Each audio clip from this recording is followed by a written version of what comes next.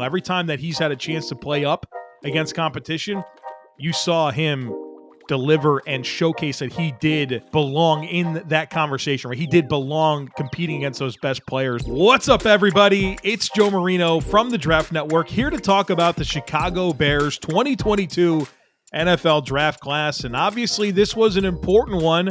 First year under a new head coach and general manager, and that opportunity to build around Justin Fields, who they picked in the first round last year, and it cost them their 2022 first-round pick. So their first pick didn't come until the second round, pick 39, Kyler Gordon, cornerback out of Washington. And for as much as we talked about how much this team needed to build up things around Justin Fields, both on the offensive line and in terms of his weapons, they had to get better at defense as well. And this pick here in Kyler Gordon is going to help them at corner opposite of Jalen Johnson.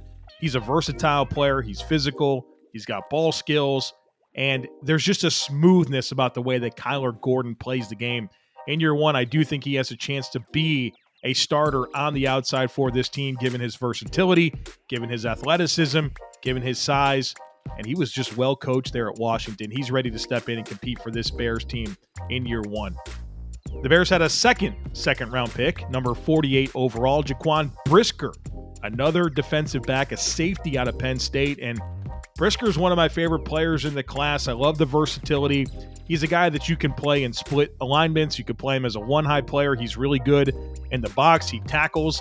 But what I love most about Brisker was the ball skills and that ability to take away the football that we saw last year at Penn State. And he did so in some really clutch moments. And I think he has a chance to pair with Eddie Jackson on the back end of that defense. And in year one, challenge to compete to start next to Eddie Jackson at safety. So a couple of nice defensive backs to start off the draft for the Chicago Bears.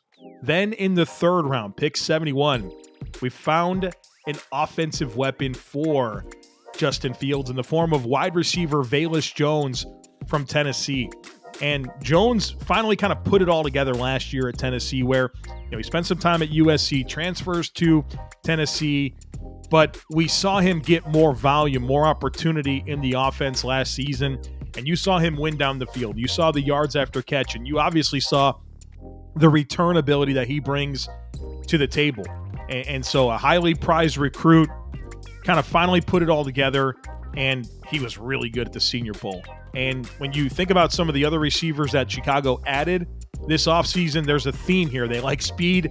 They like guys that can win down the field and really complement the big arm of Justin Fields. So in year one, I think Velus Jones has a chance to be a top 3 option in this passing game and their primary return guy, which was a underrated need with the departure of Jakeem Grant in the offseason. Then in the 5th round, the Chicago Bears selected at number 168 overall, Braxton Jones, an offensive lineman from Southern Utah.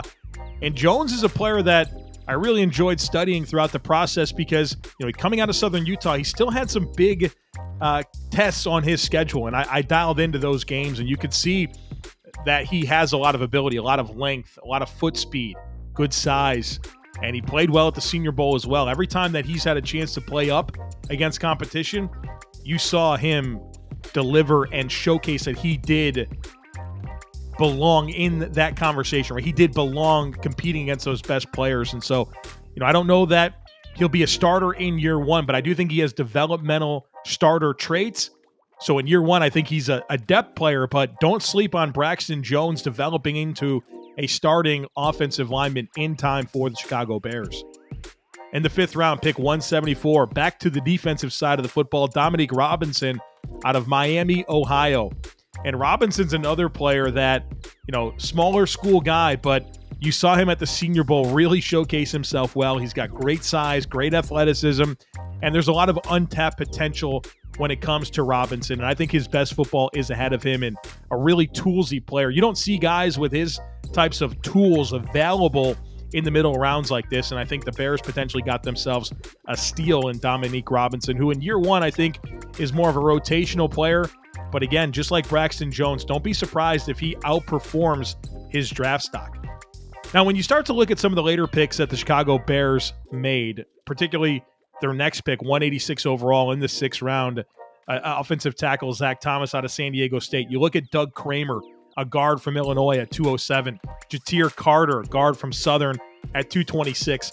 There's a clear theme that late in this draft, the Chicago Bears wanted to prioritize developmental offensive linemen. And you can even include Braxton Jones into that bucket. I mean, we're talking about 4 picks used on the offensive line, and all of them have traits and skill. All of them don't project as year one starters, but guys that in time can really maybe challenge a developmental starter, but also provide quality depth and just give them a nice inventory of young players to develop. And that's exactly what I see here when I look at this influx of offensive line talent that the Bears were able to add later in the draft. Now, they still pick some other players late. We'll go back to Trestan Ebner, a running back out of Baylor, picked at number 203 overall in the 6th round. And, you start to think about David Montgomery and entering his contract season, and we like what we saw from Khalil Herbert last year. But, if the plan is to not bring back Montgomery, this is another player in Trestan Ebner that gives you good size at the position that potentially could pair with a Khalil Herbert to be the top 2 backs for this offense in time. So in year one, I think he's probably the 3rd running back, but he is in line to potentially be the number 2 back in Chicago after this season if David Montgomery is not brought back. Now back to the 7th round, pick 254 overall. The Bears selected Elijah Hicks, a defensive back out of California. And just like I talked about with the offensive line and how there was a clear emphasis on adding young offensive linemen to this roster, the Bears did the same thing when it comes to the defensive backfield. Kyler Gordon, Jaquan Brisker, and then, of course, Elijah Hicks here later in the draft, a guy that I think will provide depth and special teams in year one. And then speaking of special teams, how about a punter here, their last pick of the draft, Trenton Gill, punter out of NC State.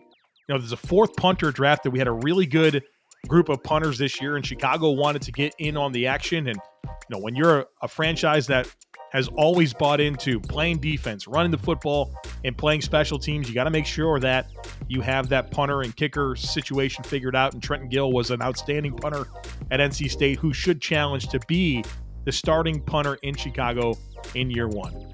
So what did you think of the Chicago Bears draft class? Let me know in the comments. Be sure to like this video and stay tuned to the Draft Network for all of your NFL, college football, and NFL draft coverage.